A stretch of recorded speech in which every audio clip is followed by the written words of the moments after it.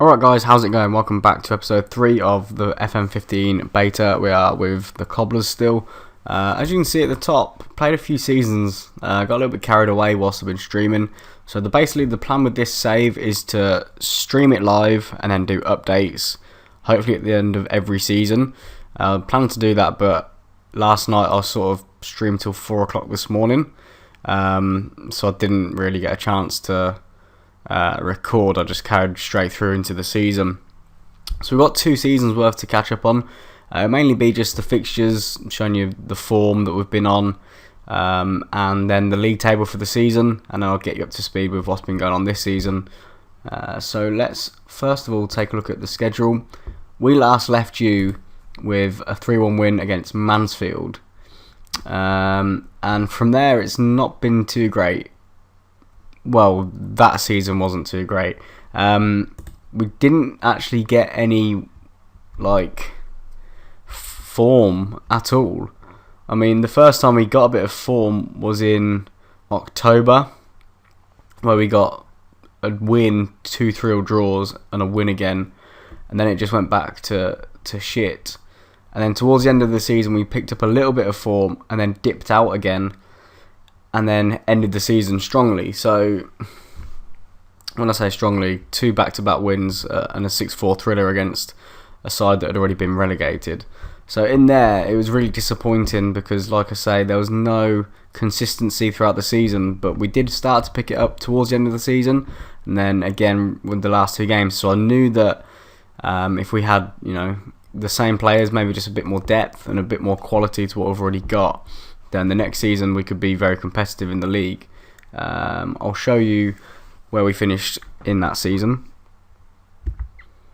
So this season we actually finished in 19th. Although it looks like we're in a relegation fight, actually we finished on 51 points, and the last team that got relegated was Cheltenham on 32 points. So there's almost 20 points difference. So we were never really in any danger of getting relegated. And our goal difference wasn't too bad actually, with -2, so if it ever came down to that, it would have been fine anyway. But yeah, it was sort of like a lower mid-table finish for us, which was obviously not where we wanted to be. We would have liked to be at least challenging for playoffs first season. But if I take you now into the second season, and as you can see already, the start of last season, we already picked up better form than what we had throughout the whole of last season. So we won the first 4 or 5 games, including a 7-3 win at Gillingham in the Cup, who are a league above. Some big results in there. Another 6-5 there as well with Cambridge. And then throughout sort of this period here, again struggling to get any sort of form or any wins together. And just very, very inconsistent is what we've been. And I can show you where we finished that season, and it hurts me to even look at it. The final playoff spot is 7th. We finished 8th. Now if we look at points, we finished on 73 points.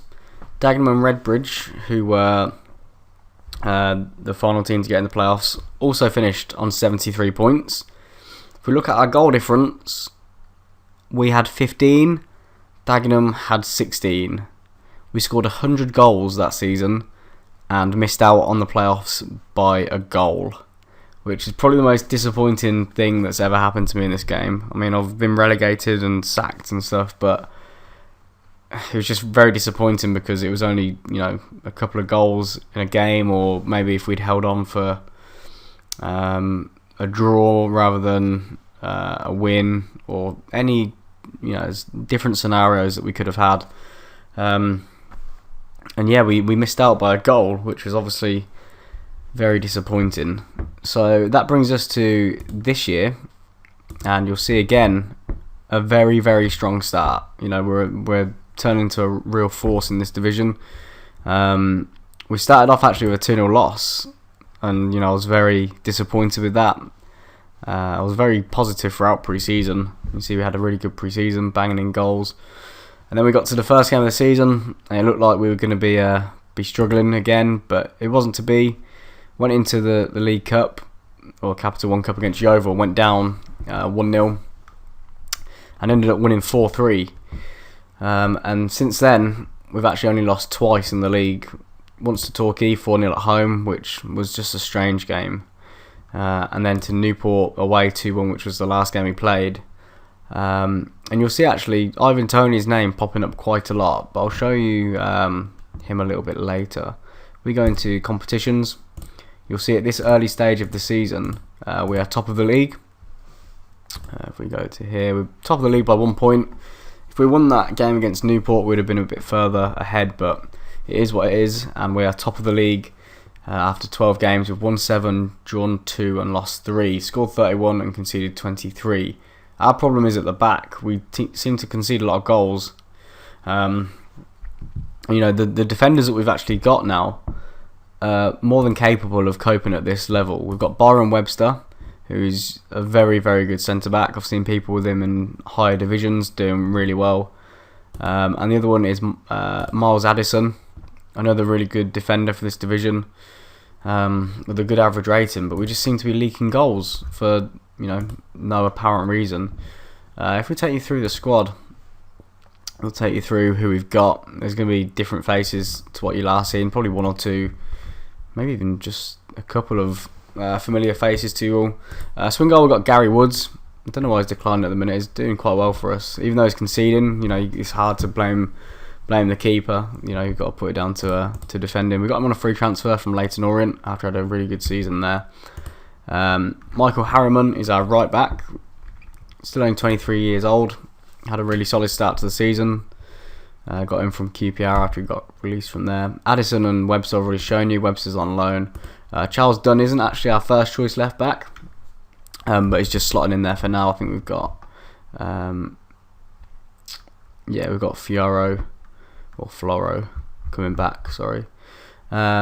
Stephen Gregory is someone that we brought first season, and he's done quite well for us actually. Some solid performances throughout the 3 seasons that we've had him.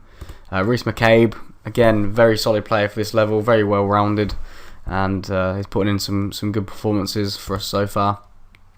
Esteban Lopez has picked up his form in recent games. He was getting a bit of stick from the press, but recently he's doing really well. He's got 15 appearances, 5 goals and 9 assists, which is nice to see.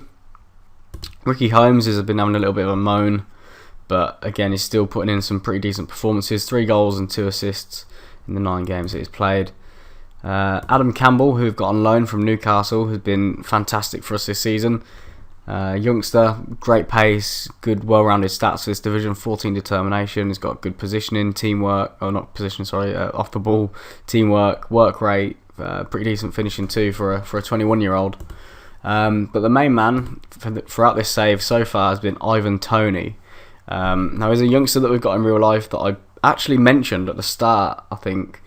And yeah, he's just been absolutely unreal. I wasn't really playing him. I was planning to try and get him tutored and then play him, but someone in a live stream that I was doing the other night said, why don't you play him? Apparently he's meant to be quite good, so it might be worth playing him. And I played him. And the first season, he scored 22 goals in 24, so that was half a season. The next year, he scored 34 in 44, and so far this year, he's got 11 in 12. He's just an absolute animal. He's only worth 195k. Shame we can't get his determination up a bit, because that will help his stats progress as well. So that's a shame we can't get that up, because he's a key player here now and we can't get anyone to tutor him any longer, which is a bit of a shame. But he's been absolutely incredible. So a real good find there. We've got a lad on loan from Everton. You see here, 18 years of age. He's going to be a real good player, probably top Championship, even Premier League at some point. Danny Holmes is a backup centre-back. Icefield, who's played for Arsenal, he can play anywhere pretty much in the midfield. We've got McEllenden, who used to play for Wolves, who I've seen play, and he was very good against us. Done well when he's come off the bench. He's starting to get a little bit unhappy with the lack of game time that he's played, but hopefully we'll give him a bit of gameplay. Ryan Cresswell's still here. Mentioned him in the first episode. Quite a big fan of his. He's good for backup, very reliable centre-back as well. Bobby Reid, another youngster, 23 years of age. He scored 2 on his debut, and then he's only come off the bench again once after that. Craig Tanner, who's currently unhappy but has been putting in some really good performances in the last couple of years, or last year, sorry. He got a 7.29, he got 14 assists and 11 goals from midfield, so it's just trying to get him into the formation that we're playing now. Peter Clark, trying to get rid of him on a free transfer, just because he's on quite a hefty wage, he's not playing, and he's getting on a little bit now. Idiger Johnson, who's been here, a year and a half now? He was here last year in January. Not played this year through injury and just because Tony and Campbell have been, on fire. So David Goldsmith, who's our backup striker, is out on loan at the minute. He's played one, scored one, so that's pretty good. He got 5 and 20 last year with 5 assists, so he was mainly a creator last year. Ilev is a backup goalkeeper. Cheltenham are after him, but we can't really afford to let him go at the minute. Tom Davis is another lad on loan from Everton. Seems to be progressing nicely here as well. And Floro is our first choice left back, currently 22 years of age, still quite young. He scored 2 penalties actually. I don't know what his penalty taking is, but he keeps taking them. 14, so rightly so. If we look at his history, played for Sheffield Wednesday and then joined us, and he's done quite well actually. He played the same amount last year, but this year he's added a few goals to his game and a couple of assists as well, so he's improving a lot too. Anything else that I'm missing? Tactics. This is what we're playing at the minute. Actually, there's a few results I wanted to show you that we've picked up so far, because in the cup we've been doing quite well. We beat Yeovil 4-3 in one of the cups. In the next round we beat Nottingham Forest. Now this might be a good result, but Nottingham Forest are actually in the Premier League now, as you can see there. So that was a really good result, and they put out a very strong side against us too. And in the next round of that, we played Liverpool and beat them too. You can see there, Origi scoring for them, Adam Campbell with 2 goals for us. That was a really nerve-wracking game. It was really good to pick up the win. So yeah, they absolutely dominated us, but we just hit them on the counter with 2 goals. Campbell's pace is something that we look to utilise, and they didn't bring a weak side.